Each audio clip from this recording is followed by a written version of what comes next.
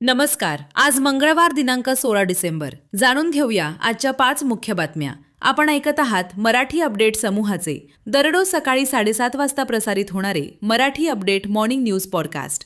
नांदेड वाघाळा महानगरपालिकेसह राज्यातील एक महानगरपालिकेच्या सार्वत्रिक निवडणुकीची घोषणा काल निवडणूक आयोगाने पत्रकार परिषदेतून केली आहे. दिनांक 23 ते 30 डिसेंबर दरम्यान उमेदवारी अर्ज दाखल करता येणार असून 31 डिसेंबर रोजी अर्जाची तपासणी होणार आहे. 2 जानेवारी रोजी अर्ज मागे घेता येणार आहे. मतदान 15 जानेवारी रोजी होईल आणि निकाल 16 जानेवारी रोजी घोषित होणार आहे. बाळासाहेब ठाकरे हळद संशोधन केंद्राचे अध्यक्ष नामदार हेमंत पाटील यांचा वाढदिवस आज गोदावरी परिवाराच्या वतीने साजरा करण्यात येणार आहे. या निमित्ताने शिवमळा मरळक येथे सकाळी 10 ते सायंकाळी 6 वाजेपर्यंत अभिष्ट चिंतन सोहळा आयोजित करण्यात आलाय. यावेळी शिवमळ्यातील सेंद्रिय रानभाज्यांच्या वनभोजनाचे आयोजन देखील करण्यात आले. मागील जवळपास 35 ते 40 वर्षापासून असर्जन येथील पाटबंधारे विभागाच्या वसाहतीत राहणाऱ्या सेवानिवृत्त कर्मचारी व त्यांच्या कुटुंबियांना पाटबंधारे विभागाने नोटीस बजावत गाळे खाली करण्याची सूचना केली आहे. या नोटिसीमुळे सेवानिवृत्त कर्मचारी व त्यांचे कुटुंबीय भयभीत झाले असून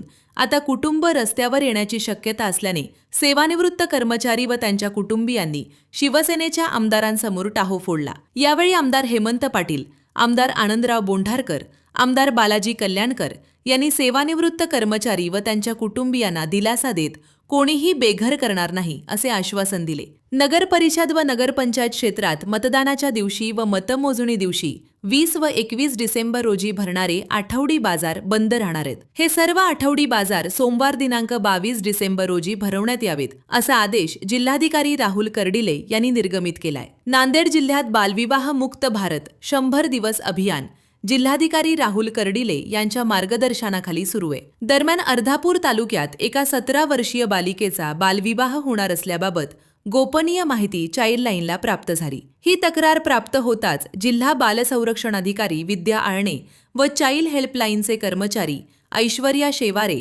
दीपाली हिंगोले यांनी पीडित मुलीच्या घरी गृहभेट देऊन बालिकेच्या आई व नातेवाईकांचे समुपदेशन करत बालविवाह रोखलाय. यावेळी पालकांकडून बालविवाह न करण्याबाबत हमीपत्र घेण्यात आले. दररोज Marathi update morning news podcast ऐकण्यासाठी मराठी अपडेट पॉडकास्ट चॅनलला सबस्क्राईब करा. धन्यवाद.